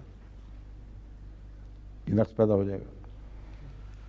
اس لیے ہمیں لازماً یہ کہنا پڑے گا کہ ٹوٹل میں سے آدھا جو معین کر دیا گیا ہے وہ تو خاوند کو ٹوٹل میں سے آدھا ملے گا،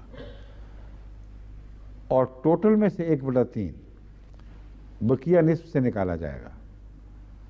نصف 1/2 ہے، اور اس کا 1/3 اس نصف میں سے نکال کے بیوی کی مرضی سے جو جس کو دینا ہے وہ دے دیا جائے گا، مرنے والی وہ ہے۔ باقی جو ٹکڑا بچتا ہے وہ اقرباء کے حقوق، غریبوں کے حقوق، صدقات یا دور نزدیک کے رشتہ دار قریبی وہ ان کو مل جائیں گے، اور اسلام کی جو عمومی تعلیم ہے کہ مرتے وقت باقیوں کا بھی خیال رکھا کرو وہ اس حصے سے پوری ہو سکتی ہے۔ ہوگی بات واضح؟ اگر بیوی کی بجائے خاوند مر جائے پھر کیا ہوگا؟ تو فرمایا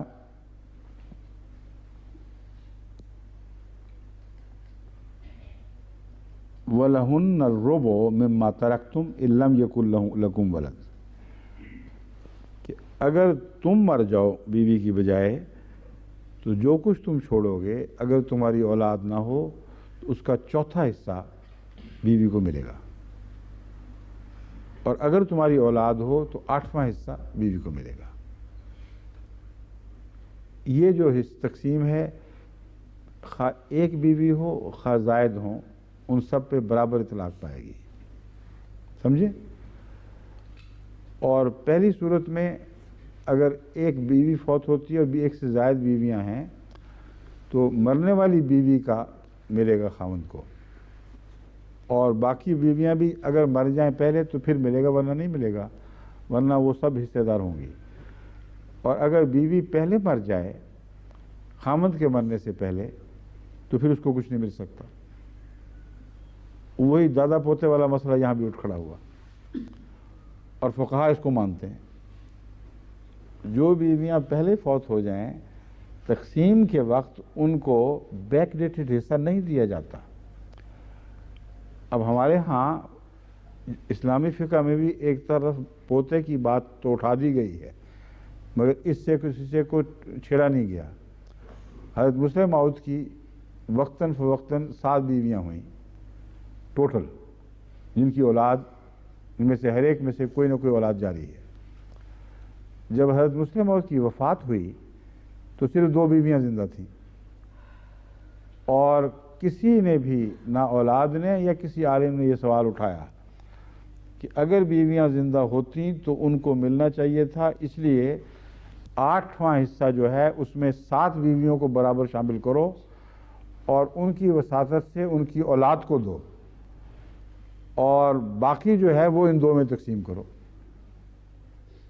کیوں تک نہیں کسی نے کی اس فیصلے کے خلاف کہ 8واں حصہ دونوں میں بیویوں میں حضرت سیدہ میرا آپا، اور اللہ تعالیٰ ان دونوں کو اللہ لمبی زندگی اور صحت والی زندگی عطا فرمائے، حضرت چھوٹی آپا یعنی ام متین، مریم صدیقہ ام متین نام ہے نا، ان کو برابر آدھا مل گیا۔ تو یہ بھی چونکہ پوتے والی بات پر اثر انداز ہوتا ہے، اس لیے میں آپ کو سمجھا رہا ہوں کہ جہاں ایک جگہ ایک اصول تسلیم کر لیا جائے وہاں دوسری جگہ نہ کرنے سے رکھنے پیدا ہوتے ہیں اور اسلامی شریعت پر حرف آتا ہے۔ اصول یہی ہے کہ زندگی میں جو پا گیا پا گیا، اپنی زندگی میں جو پا گیا پا گیا، مرنے کے بعد پھر بیک ڈیٹڈ اس کو کچھ نہیں ملے گا۔ تو یہ مضمون ہے جو اس آیت سے بڑا واضح اس آیت میں بیان ہوا ہے، اور اسی طرح فقہا تسلیم کر بیٹھے ہیں اس کو۔ اس سے جو تضاد پیدا کریں گے یہ ان کا قصور ہوگا۔ وَلَهُنَّ الرُّبُعُ مِمَّا تَرَكْتُمْ إِن لَّمْ يَكُن لَّكُمْ وَلَدٌ فَإِن كَانَ لَكُمْ وَلَدٌ فَلَهُنَّ الثُّمُنُ، ہاں تم اگر مر جاؤ اور ان کان لکم ولدن فلہن الثمن، اگر تمہارے بچے ہوں، یہاں بیوی کے بچے نہیں فرمایا، کیونکہ باپ کی جائیداد ضروری نہیں کہ اسی بیوی کے بچوں میں تقسیم ہو، دوسری بیویاں بھی تو ہو سکتی ہیں، اس لیے بڑا ہی محتاط کلام ہے۔ فرمایا اگر تمہارے بچے ہوں تو بیوی کو پھر 8واں حصہ ملے گا، اس کو چوتھا حصہ پھر نہیں ملے گا، اور یہی مسلم اصول ہے جس کی طرف میں نے اشارہ کیا ہے۔ اسی کے مطابق جماعت احمدیہ میں تقسیم جائیداد ہوتی ہے۔ مگر من بعد وصیت توصون بہا ودین، یہ حصہ وصیت کے بعد نکالا جائے گا جو تم وصیت کرتے ہو اور جو دین، تو اس کا مطلب یہ ہے کہ دونوں بیک وقت چلیں گے، کل ٹوٹل سے وصیت نکالی جائے گی، کل ٹوٹل سے یہ حصے نکالے جائیں گے، تب جا کر بات پوری ہو گئی۔ سمجھ گئے؟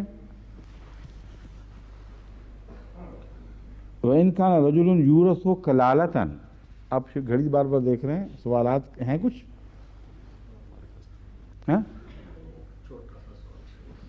آپ کا جو چھوٹا ہے وہ کافی خطرناک ہوا کرتا ہے، کافی لمبا بھی بن جاتا ہے۔ ابھی ٹھہر جائیں، یہ بات میں ختم کر لوں ایک دفعہ، اس کی تفصیل میں جانے سے پہلے میں اس مضمون کو یہاں ختم کر دوں گا۔ اس آیت کے چند حصے رہ گئے باقی، ٹھیک ہے؟ پھر چھوٹے سوال لیں گے، قل منہ او کثر، خواہ چھوٹے ہوں خواہ بڑے ہوں۔ ان کان رجل یورث کلالۃ، اگر کوئی شخص اس حالت میں مرے کہ وہ جائیداد اس کی تقسیم ہو رہی ہو، یورث اس کی جائیداد تقسیم ہو رہا ہو اور وہ کلالہ ہو، ایک یہ ترجمہ کیا گیا ہے۔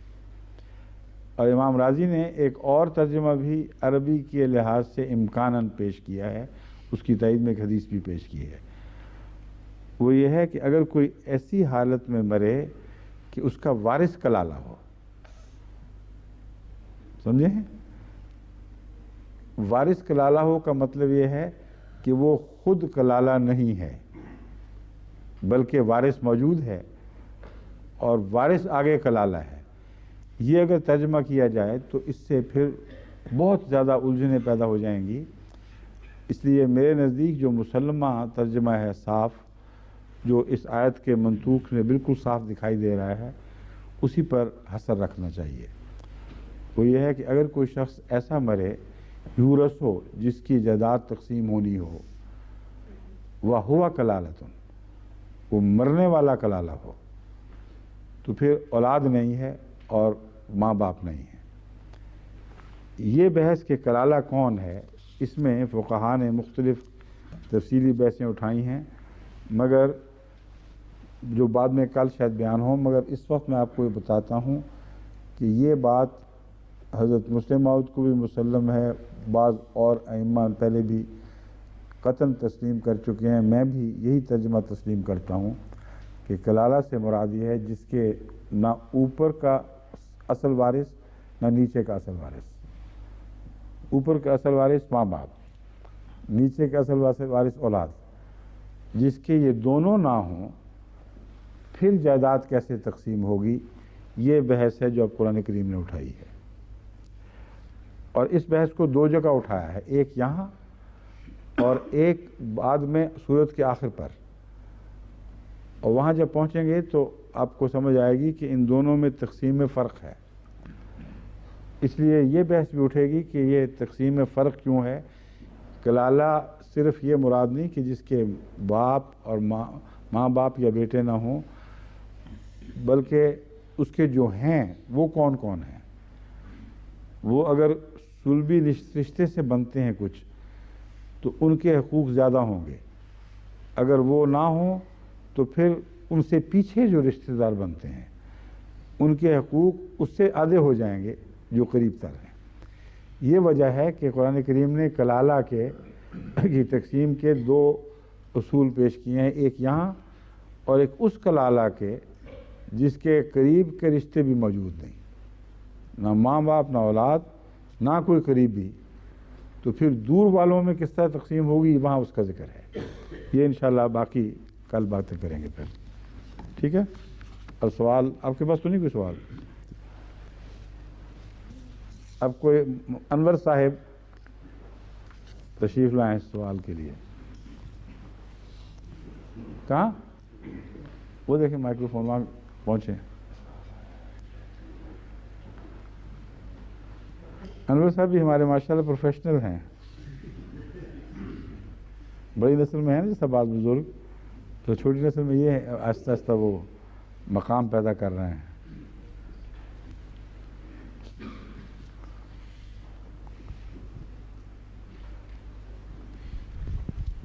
فرمائیے.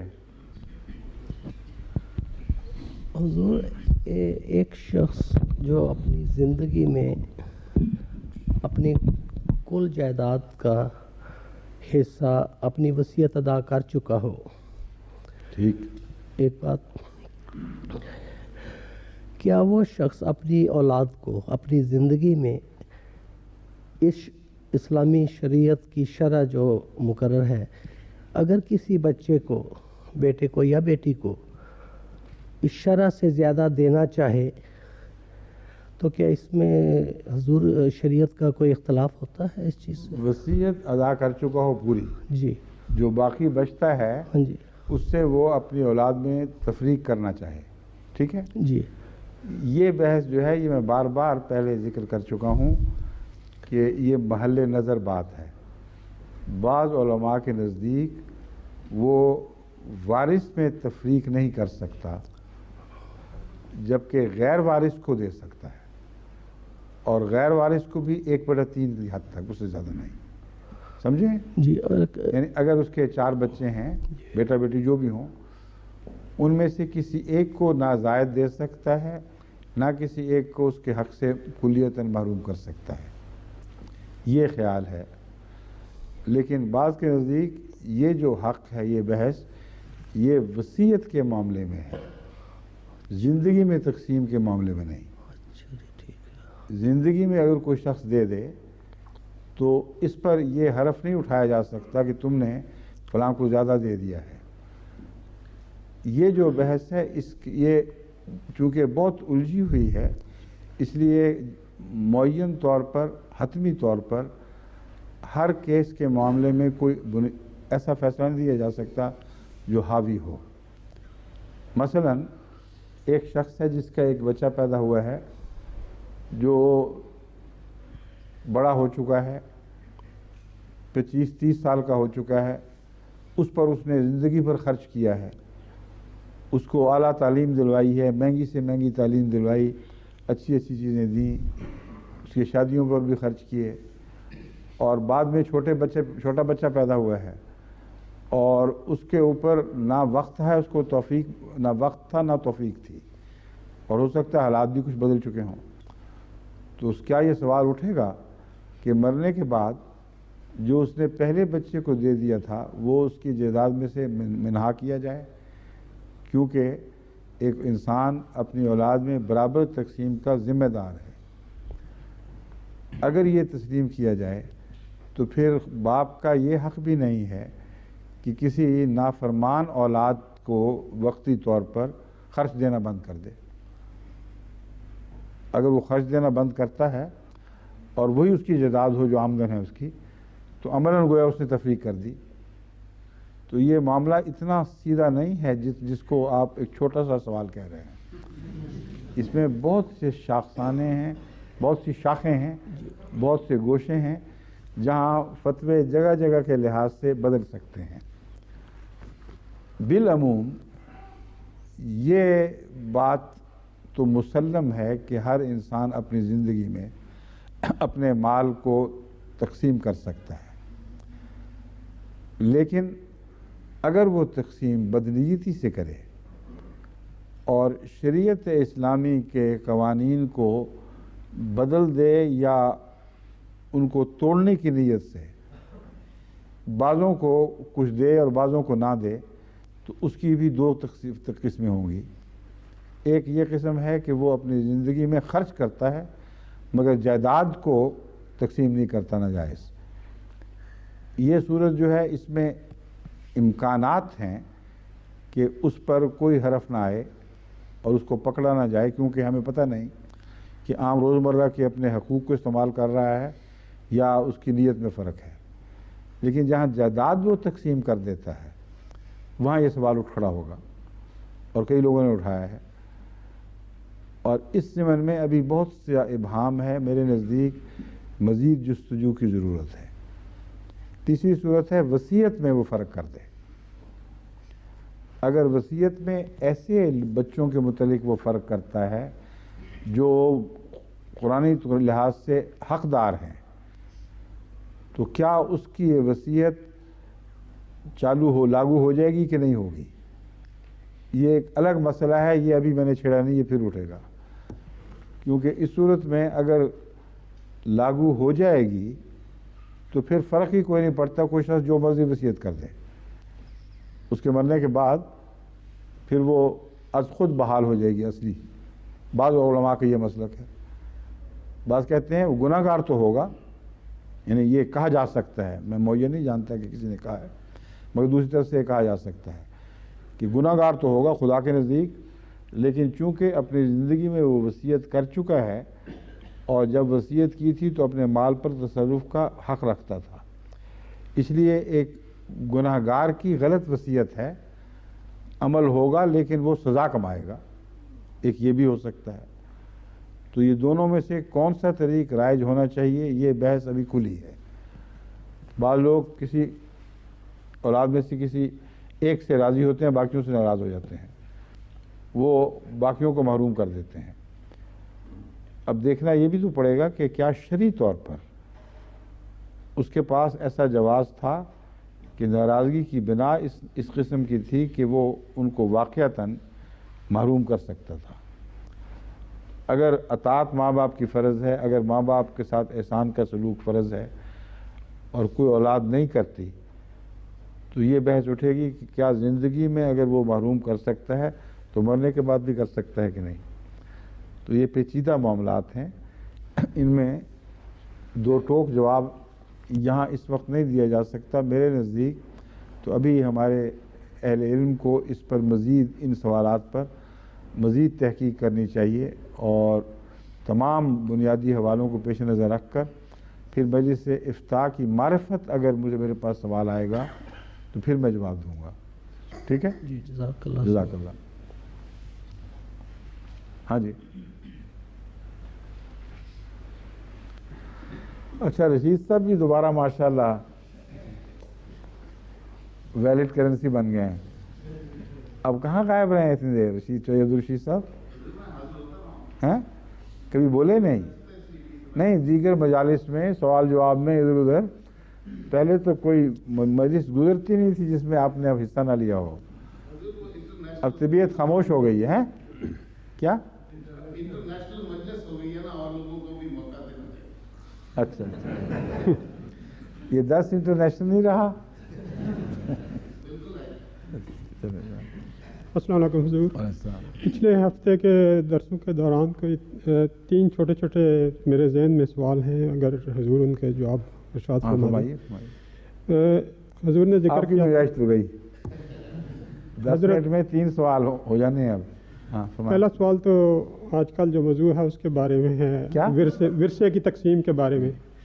اگر اسلامی شریعت جو ہے وہ ملکی قوانین کے متصادم ہو جائے تو اس کے بارے میں کیا اسلامی شریعت تو متصادم نہیں ہوگی، ملکی قانون متصادم ہو جائے۔ ہاں، میرا مطلب یہی ہے کہ اگر دونوں کو تو پہلا حق ہے، جی اس لیے یہ کہیں اگر ملکی قانون متصادم ہو جائے، تو میں تو پہلے جواب دے چکا ہوں، غالباً آپ اس درس میں نہیں تھے میں نے کہا تھا متصادم ہو جائے تو ہمارے پاس کوئی ذریعہ نہیں کہ زبردستی اسلامی شریعت کو نافذ کر سکیں، مگر ہر وہ شخص جو ملکی قانون کا بہانہ رکھ کر اس حصے کو قبول کر لے گا جو ملک کا قانون اسے دلوا رہا ہے مگر اسلام نہیں دلواتا، وہ گنہگار ہوگا، وہ غاصب ہوگا، اور اس پر یہی حکم یوم قیامت کو لگے گا کہ اس نے ملکی قانون کا عذر رکھ کر وہ مال لے لیا جو خدا نے اس کو نہیں دلوایا تھا۔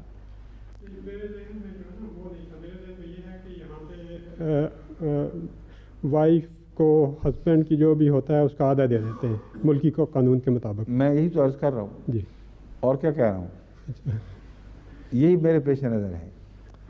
ملکی قانون آدھا دے دیتا ہے جی، اور شریعت کا قانون کہتا ہے کہ اولاد کے لیے اتنا رکھو اور فلاں کے لیے اتنا رکھو، اور اگر اولاد ہو تو بیوی کو آدھا نہیں بلکہ 8واں حصہ ملے گا، سمجھ گئے؟ جی، تو بیوی جو آدھا قبول کر لیتی ہے وہ ناجائز حرکت کرتی ہے،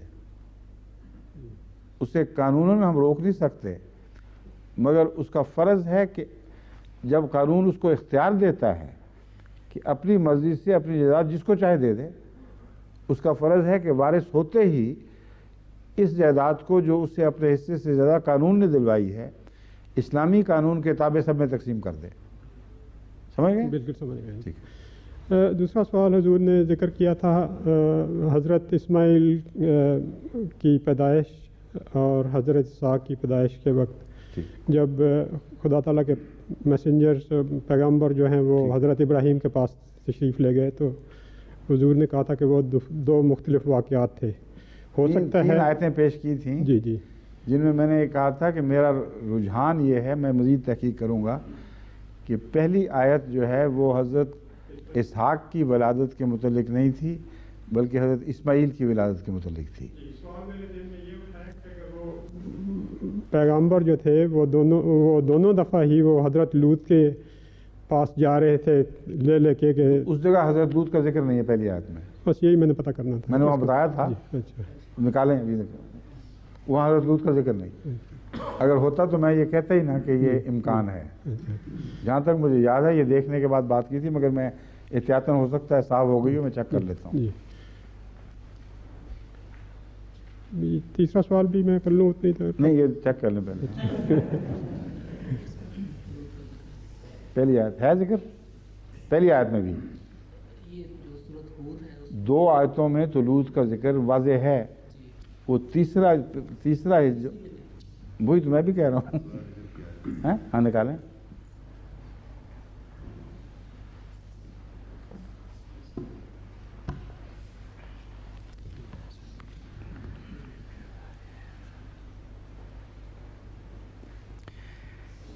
اذ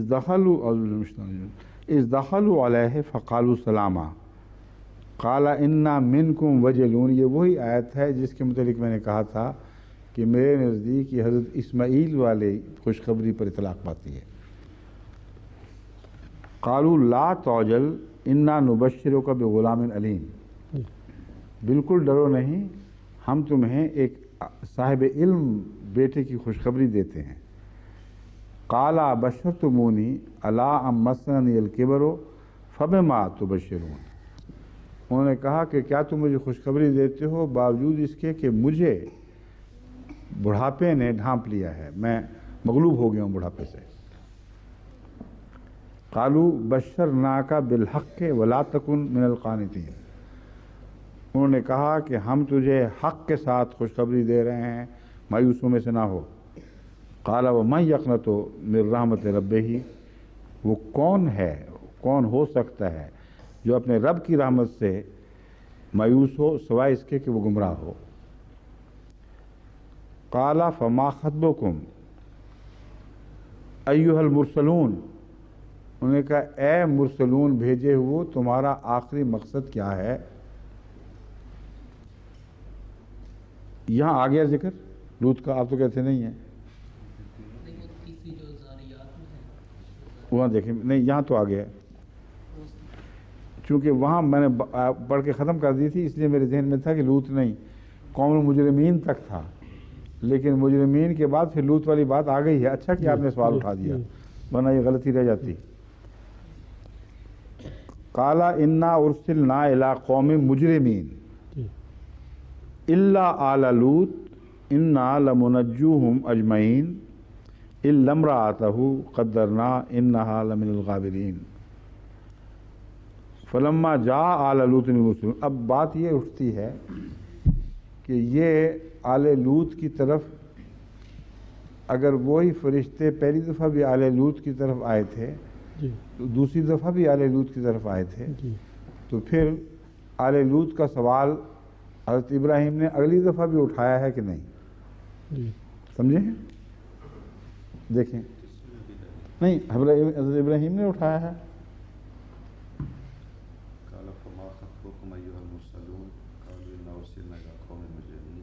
یہ تو یہاں ہے نا ظاہر یہی الفاظ ہیں. اچھا آگے ٹھیک ہے اس کی تفصیل ہے. اب یہ جو آپ نے سوال اٹھایا یہ بڑے معقول اور جائز سوال ہے.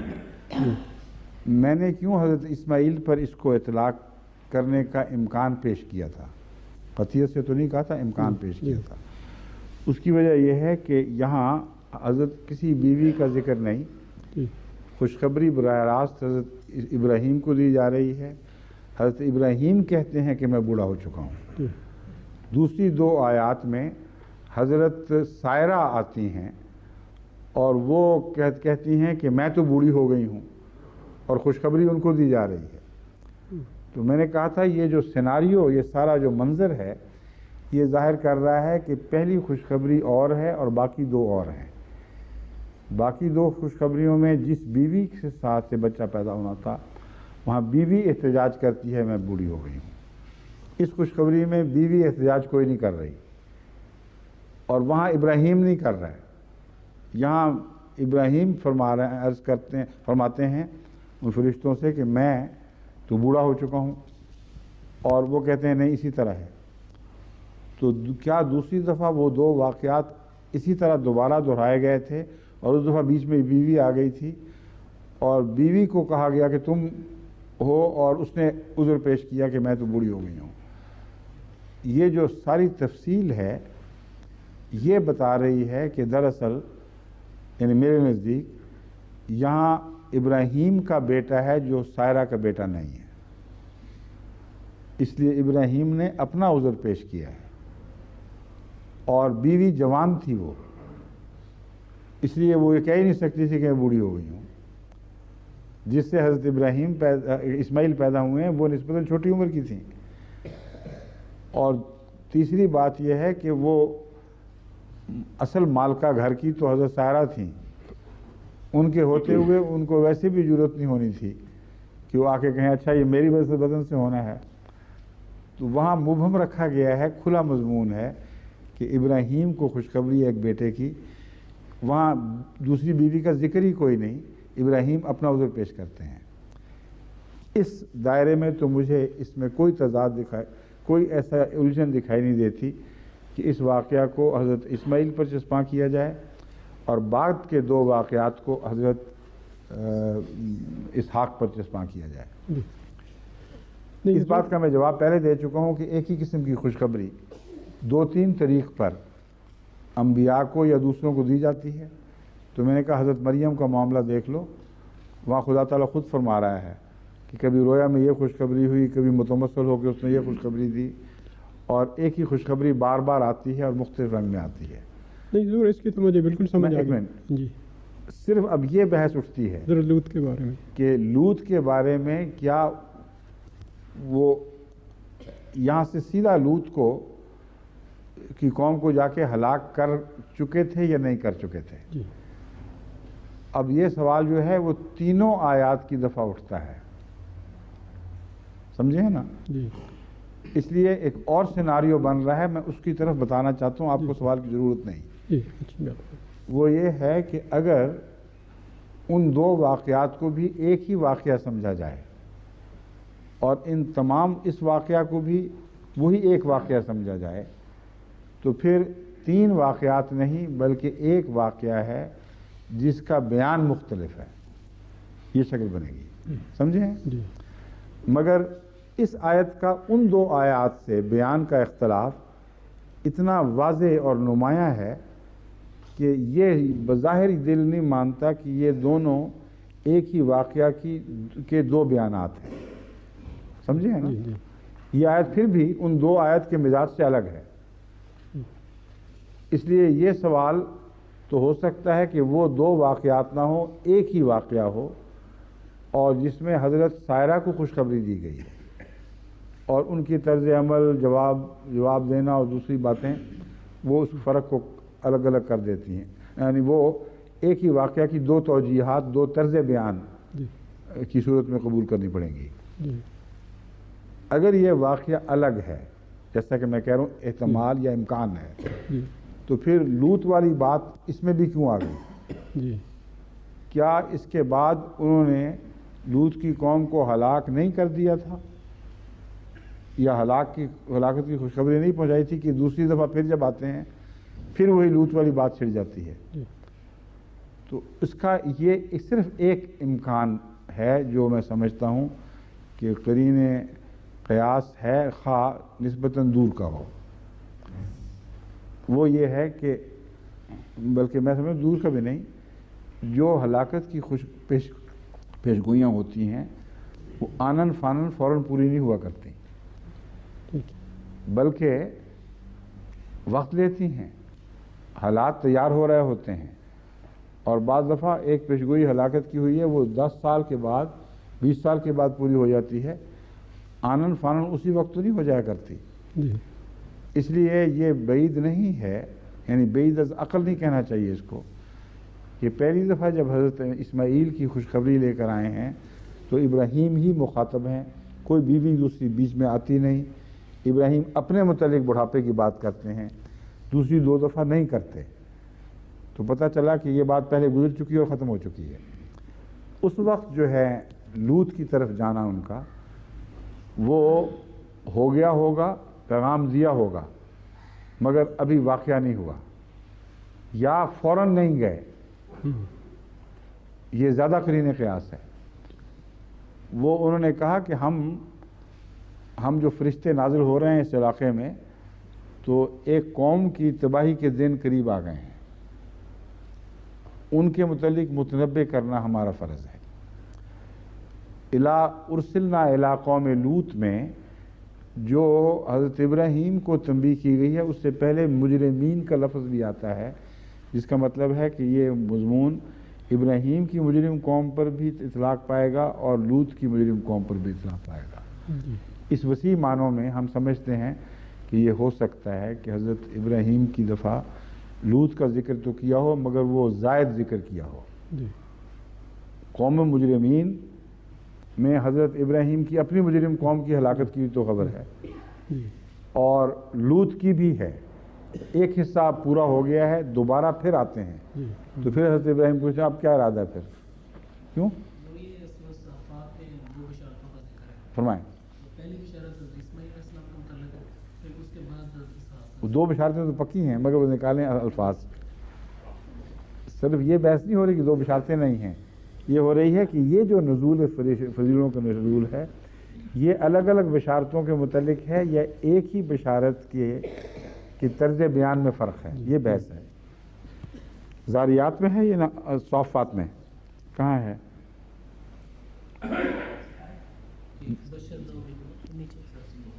اچھا. فبشرناہ بغلام حلیم فلما بلغ معه، یہ تو ہو گیا. پھر وہ تو ٹھیک ہے. فبشرناہ باسحاق جو ہے یہ تو خدا تعالی نے اپنی طرف بہراس منسوخ فرمایا، بشارتیں تو مسلم ہیں کہ دی گئی ہیں. یہ بحث ہو رہی ہے کہ وہ جو پہلا واقعہ ہے جس کو میں پہلا واقعہ امکاناً قرار دے رہا ہوں، اس واقعہ میں اور دوسرے 2 واقعات میں کیا فرق ہے. یہ تو ہو سکتا ہے بشارتیں 2 الگ الگ جو یہاں ذکر ہیں وہ اس طرح ہوئی ہوں، اس کو تو رول آؤٹ نہیں کیا جا سکتا. صرف الجھن یہ پیدا ہو رہی ہے کہ پہلے واقعہ میں بھی حضرت لوط کی قوم کی طرف ان کے جانے کا ذکر ہے، دوسرے 2 واقعات میں بھی حضرت لوط کی قوم کی طرف جانے کا ذکر ہے۔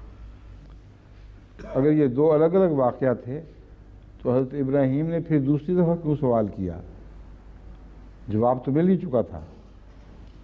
پہلی دفعہ آپ کو خوشخبری دی گئی، دوسری دفعہ آئے تو پھر بیگم کو خوشخبری ملی، اور پہلے بھی پوچھا تھا ما خطبکم، جب وہ بتا چکے تھے تو پھر دوبارہ کیوں پوچھا ما خطبکم؟ یہ ایک الجھن سی پیدا ہوتی ہے۔ اور ان 2 واقعات کے درمیان لوط کی قوم پر پھر عذاب آیا کیوں نہیں؟ یہ میں جواب دینے کی کھڑکیاں کھول رہا ہوں کہ یہ باتیں امکانات ہیں جو نکلتے ہیں۔ وہ یہ ہیں کہ بعض دفعہ فوری، بلکہ اکثر ہوتا ہے، پیشگوئی ہوئی، یہ تو نہیں کہ ادھر پیشگوئی ہوئی ادھر قوم مٹ گئی، وقت لگتے ہیں، بعض دفعہ انتظار کرنا پڑتا ہے 10 20 20 30 سال۔ تو پہلی دفعہ جب فرشتے آئے ہیں، اسماعیل پیدا بھی ہو گئے، اس کے بعد بڑے بھی ہو گئے، دوسری خوشخبری تو لازماً حضرت اسحاق کی پیدائش سے پہلے اور اسماعیل کی پیدائش کے بعد ہے پھر، ٹھیک ہے؟ اس وقت وہ بوڑھی ہو چکی تھیں اور وہ کہتی تھی اب مجھے کیا خوشخبری دے رہا ہو۔ اگر اس کو اسماعیل کی پیدائش سے پہلے کی خوشخبری مانا جائے تو پھر یہ تضاد پیدا ہو جائے گا۔ اس لیے میرا رجحان ابھی بھی یہی ہے کہ پہلی جو خوشخبری ہے وہ وجلون والی آیت کی، وہ حضرت اسماعیل کے متعلق تھی، کیونکہ پھر یہ عجیب بنے گا کہ حضرت اسماعیل تو ابھی پیدا نہیں ہوئے اور خدا نے اسحاق کی خوشخبری دے دی، اور اسماعیل جس کی بطن سے سید ولد آدم نے پیدا ہونا ہے، جس کی بطن سے ساری کائنات کو نور ملنا تھا، اس کے جد امجد کی کوئی پیشگوئی نہیں ہے۔ اور جبکہ دوسری جگہ قرآن، جیسا کہ آپ نے دکھائی ہے جگہ سورہ صافات میں، 2 الگ الگ خوشخبریوں کو ذکر کرتا ہے، تو یہ عقل میں آنے والی بات نہیں کہ اسماعیل کی پیدائش سے پہلے پیشگوئی اسحاق کے متعلق ہو جائے، سمجھیں؟ اس لیے اسحاق والا واقعہ وہی ہے جس میں حضرت سائرہ آ رہی ہیں بار بار، اور اس سے پہلے کوئی پیشگوئی ضرور ہوئی ہوگی جو پوری ہو چکی ہے، یعنی اسماعیل پیدا ہو چکا ہے، بعد میں حضرت سائرہ کی باری آتی ہے، اور تب وہ کہتی ہیں کہ اتنی دیر میں تو اب بوڑھی ہو چکی ہوں، اب میں کیا کر سکتی ہوں؟ تو خدا فرماتا ہے نہیں، اسی طرح ہوگا۔ یہ بحث ہے جس پہ ان کا سوال جو تھا وہ جائز تھا کہ لوط کے واقعہ کے تینوں جگہ پھر کیوں ذکر ملتا ہے۔ آپ کے 2 سوال ہو گئے، جی ایک چھوٹا سا تیسرا اگلی اتوار، اچھی بات ہے، اور چوہے رشید صاحب کی باری اس کے بعد، ٹھیک ہے؟ اوکے جزاک اللہ۔ السلام علیکم۔